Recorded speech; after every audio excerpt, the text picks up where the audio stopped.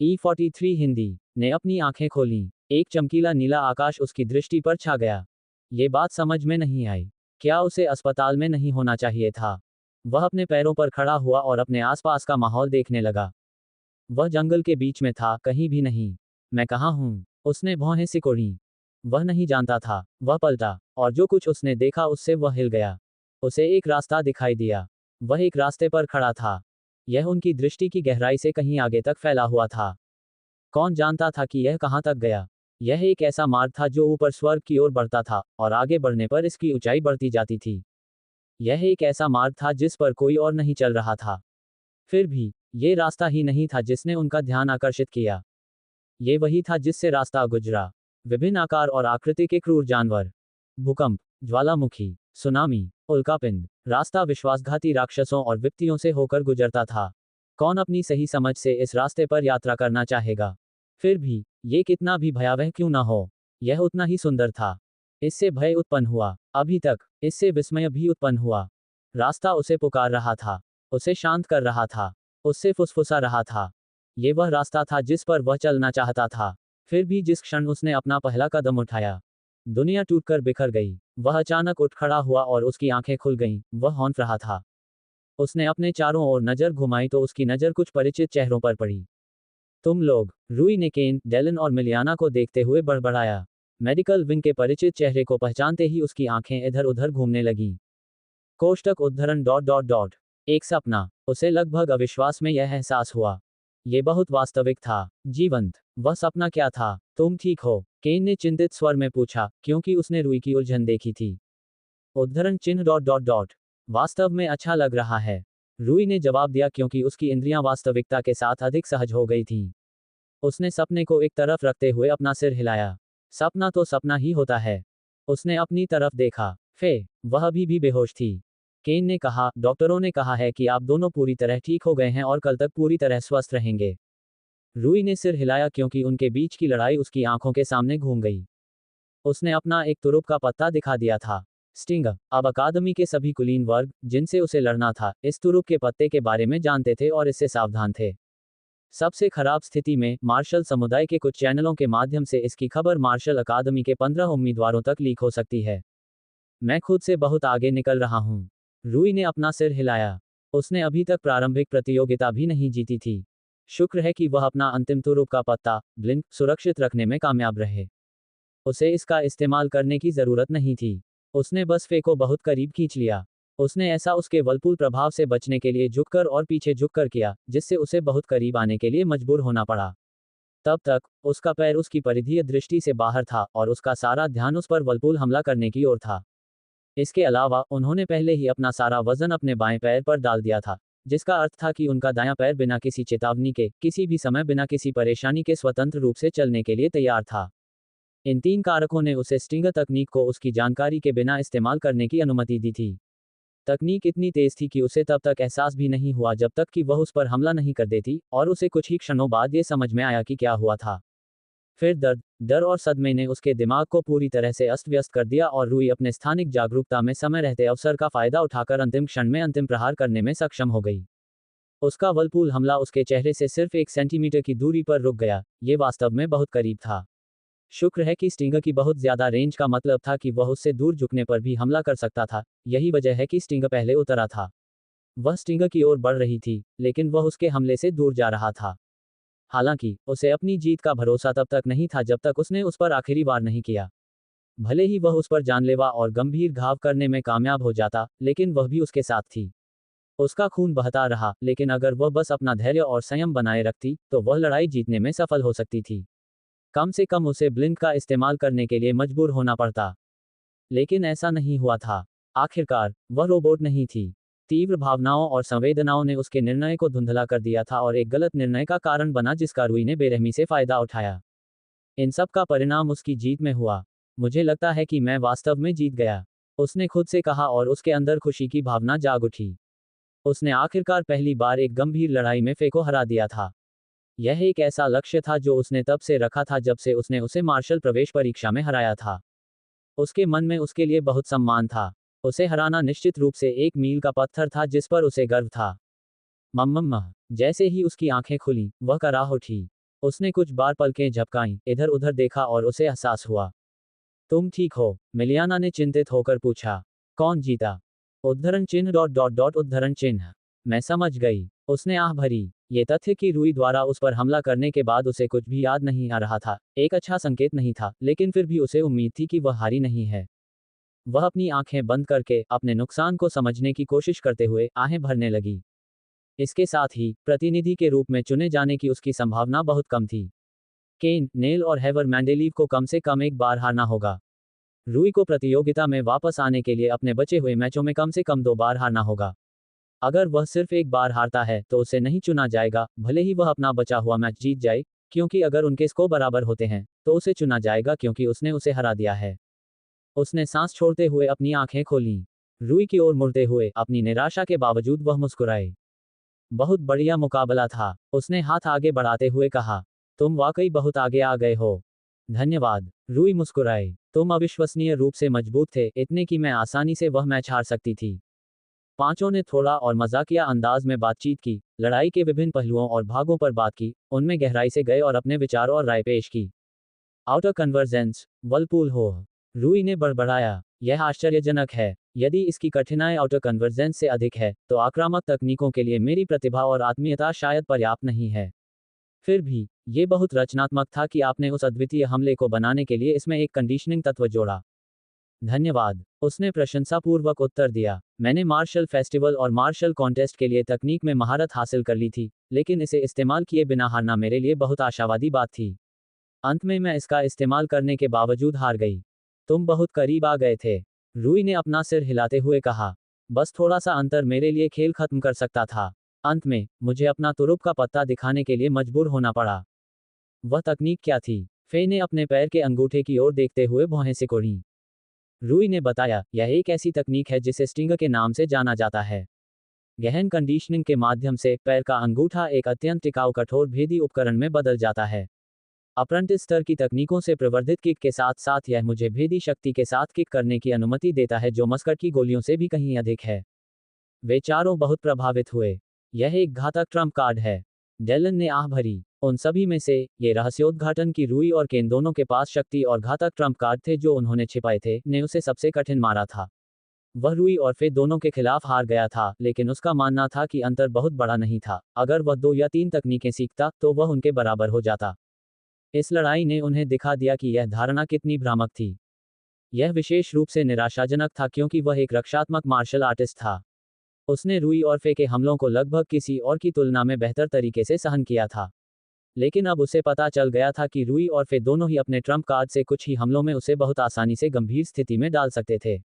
ज्यादातर लोग एक या ज्यादा से ज्यादा 2 स्टिंगर्स और वलपूल से मारे जाएंगे। डेलन ने अनुमान लगाया कि वह 4 से 5 स्टिंगर्स और वलपूल झेल सकता है। इसके अलावा, अगर रूई और फे ने उसे मारने के इरादे से उससे लड़ाई की, तो वह बहुत कम समय तक टिकेगा। Ads bye pub future. उसने आह भरी। उसे अभी भी बहुत दूर जाना था। एकमात्र खिलाड़ी जो इससे अप्रभावित था, वह था केन। उसके खिलाफ ट्रम्प कार्ड कम प्रभावी थे क्योंकि वे उस मूलभूत समस्या का समाधान नहीं कर पाए जो उसने बाकी सभी के सामने रखी थी। केन से लड़ने में सबसे बड़ी समस्या यह नहीं थी कि वे उन पर किए गए किसी भी हमले से उन्हें नीचे नहीं गिरा पाए। सबसे बड़ी समस्या उन पर किए गए सभी हमलों को कम करना था। इस संबंध में, स्टिंगर और वलपूल हमले सामान्य हमलों से बेहतर नहीं थे। अगर कुछ भी हो, तो वे हमले उसके खिलाफ सामान्य हमलों की तुलना में और भी अधिक नुकसानदेह हो सकते हैं क्योंकि वह उनके खिलाफ असाधारण रूप से सावधान रहेगा, खासकर सामान्य हमलों की तुलना में। वे शक्तिशाली तुरुप के पत्ते हैं। उन्होंने कहा। क्या तुम दोनों अब भी उनका इस्तेमाल जारी रखोगे, जबकि हर कोई उनके बारे में पहले से ही जानता है? हाँ, जब ये बात सामने आ ही गई है तो इसे छिपाने का कोई मतलब नहीं है। फे ने उत्तर दिया। मैं उनका उपयोग तभी करूंगा जब उनका उपयोग करना इष्टतम होगा, और यदि यह इष्टतम नहीं है तो नहीं करूंगा। रूई ने कंधे उचका दिए।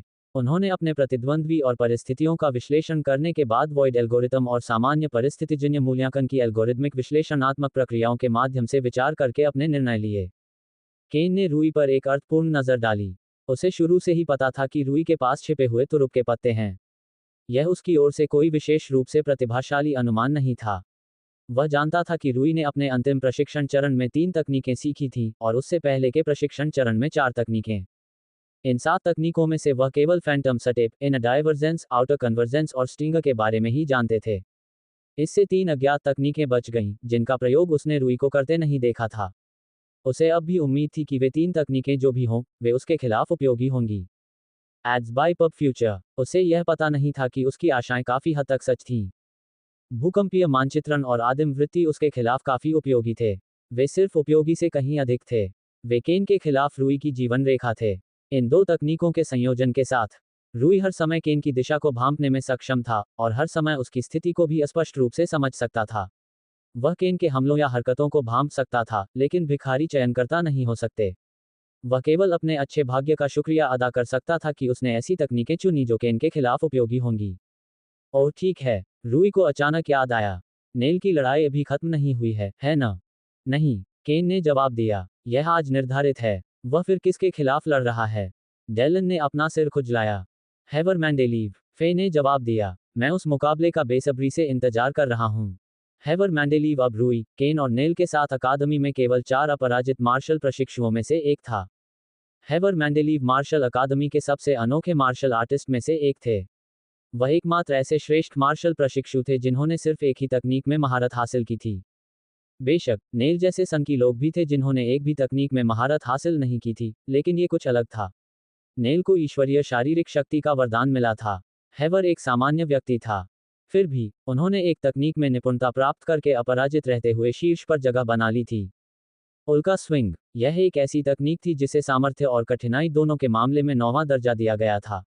यह एक जवाबी आक्रामक तकनीक थी जो हमलों को पकड़कर रोकती थी और अपने प्रतिद्वंद्वी के हमलों की ऊर्जा के अलावा अपनी खुद की ऊर्जा का इस्तेमाल एक ऐसे झटके में करती थी जिसे पुनर्निर्देशन, गुरुत्वाकर्षण के केंद्र और संतुलन हेरफेर के सिद्धांतों के साथ निष्पादित किया जाता था। वह गेल की ही पीढ़ी के वरिष्ठ मार्शल अप्रेंटिस थे, लेकिन उन्होंने बहुत पहले ही उनके बीच की खाई को चौड़ा कर दिया था। पिछले 6 सालों से इस मार्शल आर्टिस्ट ने इस एक तकनीक की एकमात्र महारत के लिए अपना सब कुछ समर्पित कर दिया था और इस तकनीक के अनुप्रयोग में अपनी महारत को सामान्य महारत से कहीं आगे तक बढ़ा दिया। इस तकनीक के साथ उनकी timing, placement, body eye coordination, सटीकता और सटीकता किसी भी अन्य मार्शल अप्रेंटिस की तकनीकों की महारत से कहीं आगे थी। वह बिना किसी कारण के रैंक एक मार्शल अप्रेंटिस नहीं थे। तकनीकें खुद हथियारों की तरह थीं। उन्होंने मार्शल आर्टिस्ट को ऐसी चीजें हासिल करने की अनुमति दी जो वे आमतौर पर नहीं कर पाते। उन्होंने युद्ध में अधिक कौशल की अनुमति दी। निम्न श्रेणी की तकनीकों का मामूली प्रभाव था जबकि उच्च श्रेणी की तकनीकें युद्ध की दिशा बदल सकती थीं। आमतौर पर, जिसके पास ज्यादा हथियार होते हैं और जिसकी गुणवत्ता बेहतर होती है, वह जीत जाता है। वे आमतौर पर मात्रा या गुणवत्ता के मामले में ज्यादा बढ़त हासिल करते हैं। हालांकि, इसमें एक ऐसा पहलू था जिसे अक्सर अनदेखा कर दिया जाता था। इन हथियारों में निपुणता, इन तकनीकों में निपुणता। जिस व्यक्ति के पास किसी तकनीक में अधिक महारत होती है, वह कम महारत वाले व्यक्ति को हरा देता है। महारत एक महत्वपूर्ण चर था जिसका संघर्ष के परिणाम पर महत्वपूर्ण प्रभाव पड़ता था।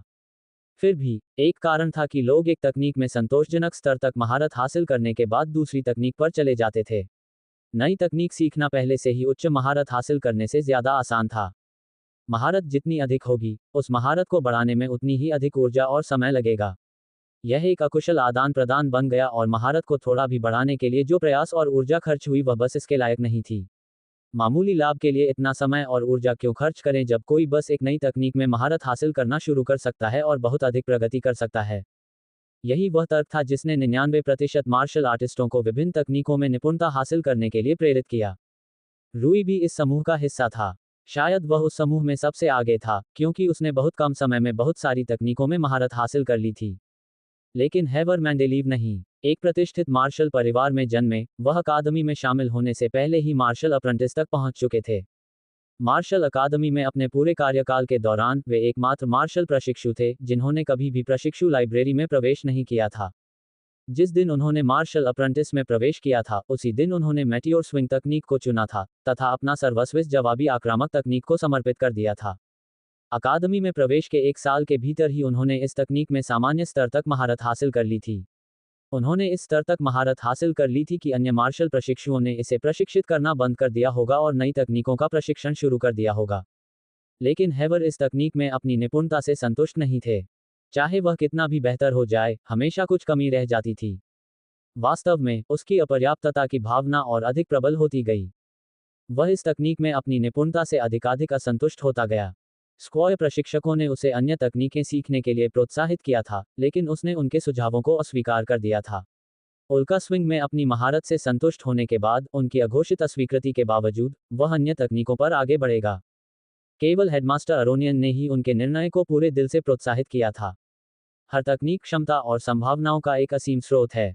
ये सबसे निम्न तकनीक के साथ साथ उच्चतम तकनीक के लिए भी सच है।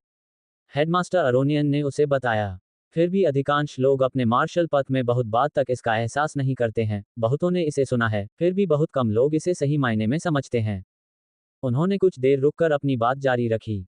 आपकी अपर्याप्तता की भावना बढ़ती है क्योंकि आपकी तकनीक की अनंत क्षमता के बारे में आपकी अवचेतन जागरूकता भी बढ़ती है।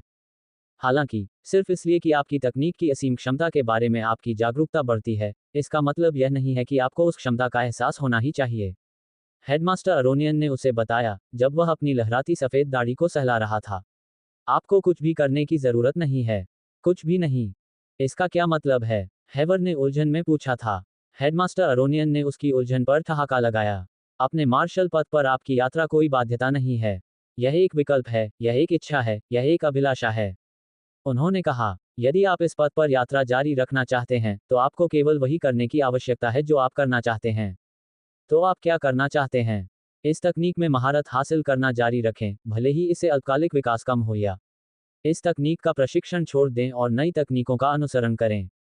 5 साल से भी अधिक समय बाद, हेवर मैंडेलीव मार्शल अकादमी की हाजिन शाखा की 27वीं प्रारंभिक प्रतियोगिता में अपने अंतिम कुछ मुकाबलों में से एक में नेल के सामने खड़ा था। और उन्हें अभी एक से अधिक तकनीकों में निपुणता हासिल करनी थी। नहीं, अगर उनसे पूछा जाए तो वे कहेंगे कि उन्होंने अभी तक किसी भी तकनीक में महारत हासिल नहीं की है।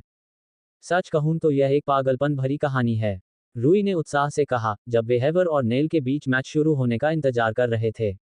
वे लंबे समय से स्पैरिंग सुविधा में चले गए थे और नेल और मैंडेलीव के बीच मैचअप की प्रतीक्षा कर रहे थे।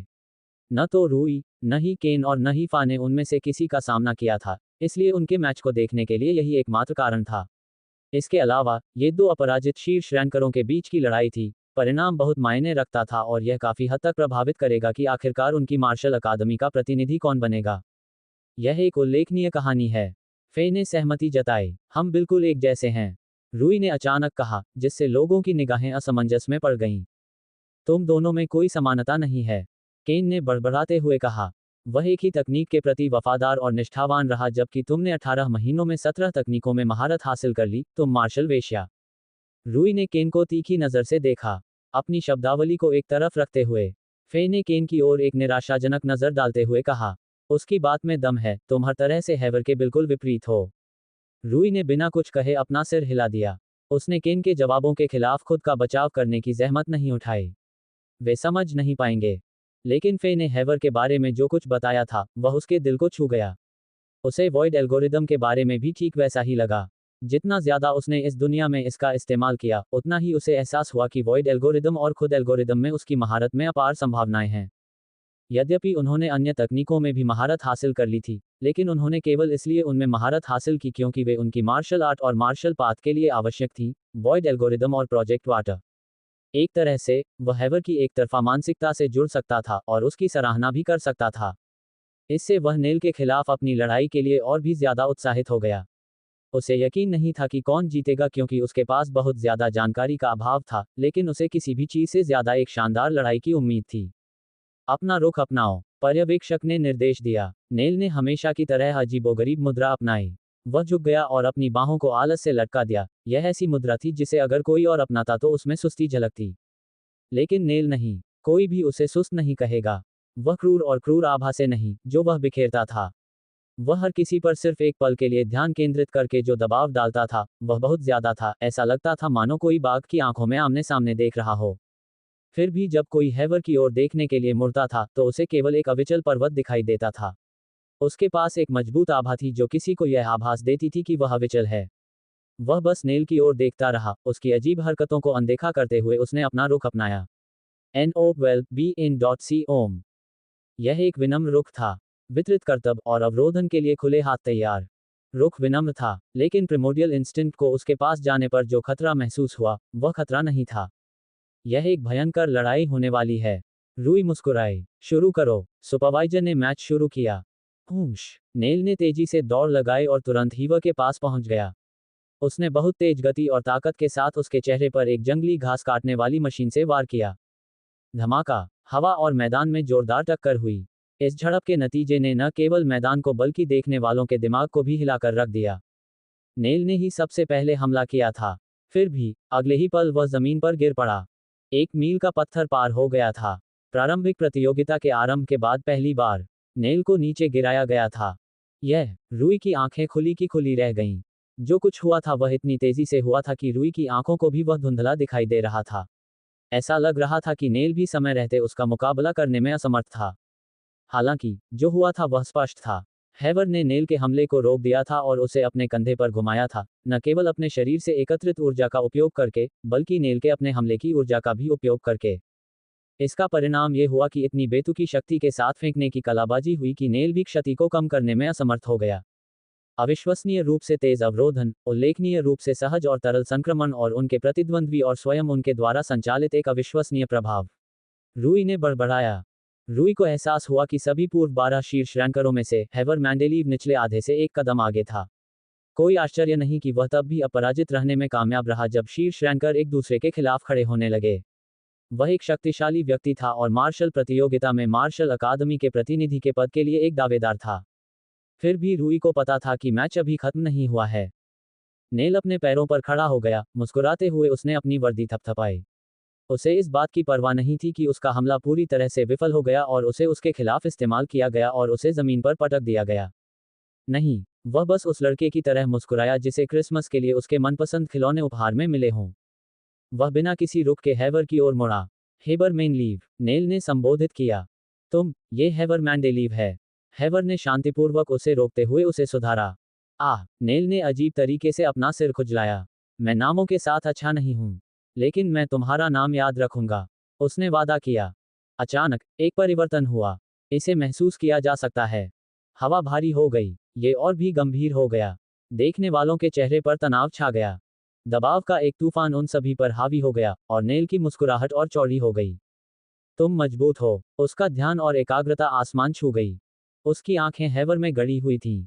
जितनी मैं उम्मीद कर सकता था उससे कहीं ज्यादा मजबूत। उन्होंने अपना विशिष्ट रुख अपनाया। फिर भी ये पूरी तरह से अलग था। क्या बदल गया था? अब तक मैंने जितने भी लोगों का सामना किया है उनमें ये सबसे मजबूत है। नेल बदल गया था। कृपया। उसके स्वर में केवल ईमानदारी ही सुनाई दे रही थी। बहुत जल्दी हारने की कोशिश मत करो। हैवर बस उसे देखता रहा। उसने आह भरी। तब आओ। उनके शब्दों ने भारी माहौल को चीर दिया। कहने को कुछ भी नहीं बचा था। हुश। कोष्टक उद्धरण डॉट डॉट डॉट। तेज। रूई की आंखें चौड़ी हो गईं। केवल केन ही तेज है। फिर भी जो हुआ वह और भी तेजी से हुआ।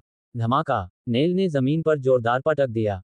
लेकिन इससे पहले कि रूई हैवर की तकनीक पर आश्चर्य कर पाती, वह पहले ही उठ चुका था। हुश। नेल का चेहरा धुंधला हो गया जब वह हैवर के सामने आया। उसकी मुट्ठी हैवर के चेहरे से बस कुछ इंच की दूरी पर थी। और अभी तक। धमाका। वह पहले से ही जमीन पर था और फिसल रहा था। हुश। धमाका। हुश। धमाका। Dot dot dot. हुश। धमाका। मार्शल प्रशिक्षुओं ने मुंह खोला। हैवर मैंडेलीव ने उसे बार बार फेंका। नेल की गति बहुत ज्यादा थी। सिर्फ केन ही उसे हरा सकता था, बाकी सभी आसानी से हार जाते।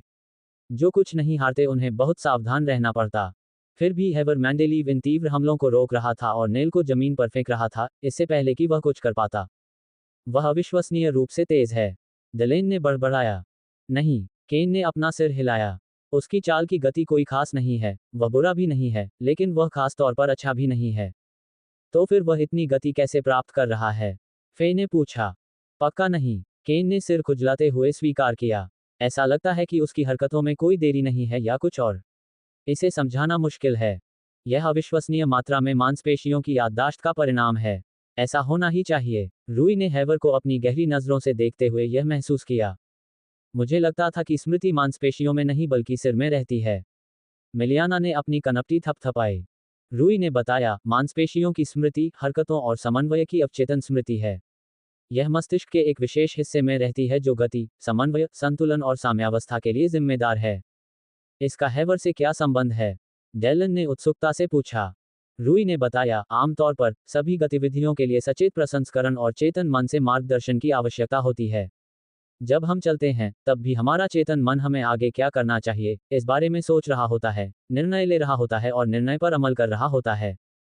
सबने सिर हिलाया। ये बात समझ में आई। लेकिन रूई ने कहा, इसमें समय लगता है, बहुत ज्यादा समय नहीं बेशक, लेकिन इतना समय कि हरकतों को धीरे धीरे अंजाम दिया जा सके, खास तौर पर जटिल हरकतों को, खास तौर पर मार्शल आर्ट तकनीक जैसी जटिल हरकतों को। रूई ने बताया, हैवर सिर्फ मांसपेशियों की याददाश्त के जरिए ये सब छोड़ देता है। चेतन रूप से समझने, प्रक्रिया करने और सोचने और अंततः निर्णय लेने के बजाय वह ये सब सिर्फ इसलिए छोड़ देता है क्योंकि उसे अवचेतन रूप से याद रहता है कि किसी भी परिस्थिति में क्या हरकत करनी है। यही हैवर की ताकत का राज था। सामान्यतः सचेत प्रतिक्रिया इस प्रकार कार्य करती है। धारणा योजक चिन्ह ग्रेटर दैन प्रसंस्करण योजक चिन्ह ग्रेटर दैन निर्णय लेना योजक चिन्ह ग्रेटर दैन प्रतिक्रिया। लेकिन हैवर की उल्का स्विंग की महारत इस तरह काम करती थी।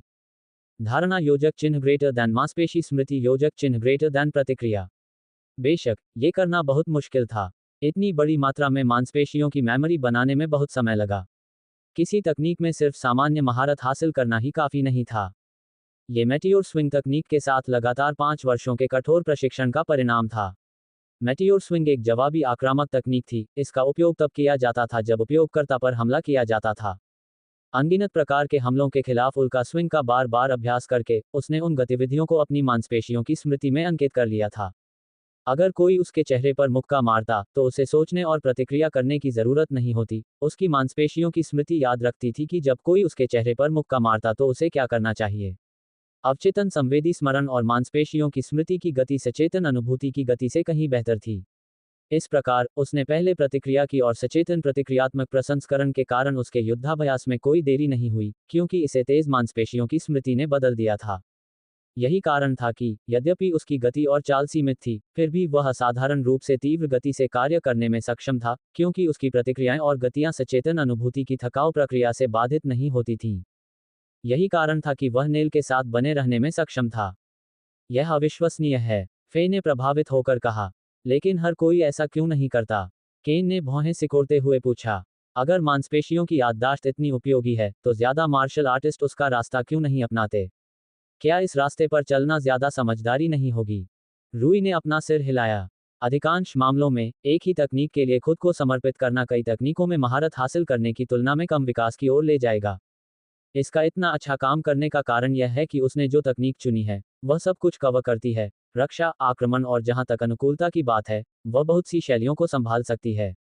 इसके अलावा ये शक्ति और कठिनाई के मामले में ग्रेड 9 तकनीक है। और अंत में इसका संबंध खुद हैवर से है। उस तकनीक और जवाबी आक्रामक ग्रैपलिंग के साथ उसका जुड़ाव और प्रतिभा बहुत अधिक होनी चाहिए। ये सभी कारक इस बात में योगदान देते हैं कि यह उसके लिए क्यों कारगर रही। मैं समझ गई, फे ने बड़बड़ाते हुए कहा और वह युद्ध की ओर वापस मुड़ गई। धमाका! हैवर ने एक और आक्रमण और झटके को रोकने के बाद नेल को जमीन पर पटक दिया। धमाका! धमाका! कोई भी योद्धा युद्ध से अपनी नजरें नहीं हटा पा रहा था। ये युद्ध इतना विचित्र था कि उन्हें यकीन था कि वे फिर कभी ऐसा कुछ नहीं देख पाएंगे। हैवर उसे बार बार एक रेगडॉल की तरह उछाल रहा है। केन ने कहा, नेल के जीतने का कोई रास्ता नहीं है न? मैं ऐसा नहीं कहूंगा। रूई ने असहमति जताते हुए लड़ाई की ओर देखा। ये सच था कि हैवर हर हमले को रोक रहा था, उसका बचाव कर रहा था और उसका मुकाबला कर रहा था और हर बार सफल थ्रो कर रहा था। नेल लगातार तेजी से उठ रहा है। रूई ने कहा, उसका शरीर मजबूत है, हर बार से उसे जो नुकसान होता है वह बहुत ज्यादा नहीं है। नेल की गति तेज नहीं हो रही थी, बल्कि वह समय का अधिक से अधिक उपयोग करने लगा था। ये वॉइड एल्गोरिदम जैसा नहीं था जो उससे अधिक अनुकूलित होता, लेकिन यह मानव मस्तिष्क की प्राकृतिक अनुकूलन क्षमताओं का परिणाम था।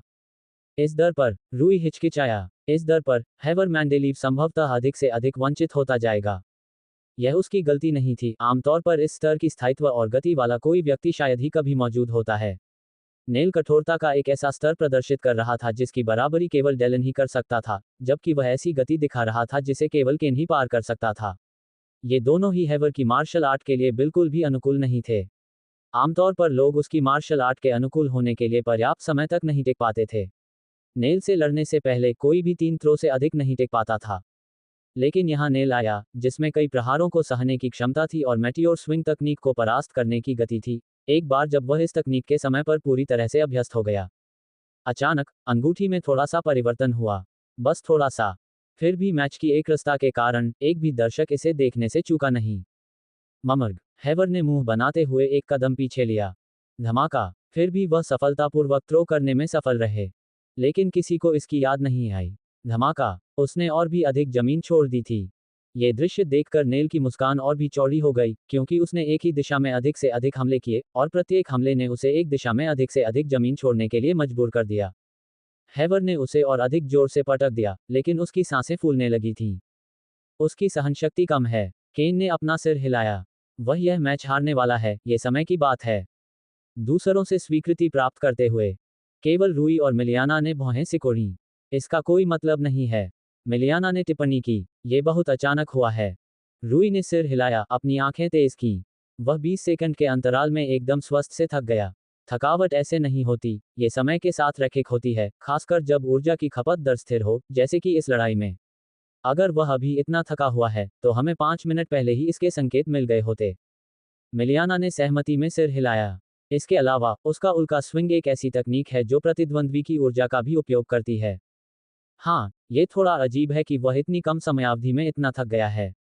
रूई ने सिर हिलाया। या तो वह अजीब तरह से कमजोर सहनशक्ति के साथ पैदा हुआ था, या केन ने प्रतिध्वनित किया, NO12 ओम। या फिर वह जानबूझकर ऐसा कर रहा है। रूई की आंखें तेज हो गईं, उसे भी इस बात पर यकीन करना मुश्किल हो रहा था। उसे समझ में नहीं आ रहा था कि वह क्यों परेशान हो रहा है। आखिर, क्या सिर्फ कमियां ही नहीं थीं? वह केवल जगह खो रहा था, रिंग के केंद्र पर नियंत्रण खो रहा था और अपनी स्वतंत्रता को कम कर रहा था। वह बिना किसी कारण के खुद को कोर्ट के किनारे तक खींच रहा था।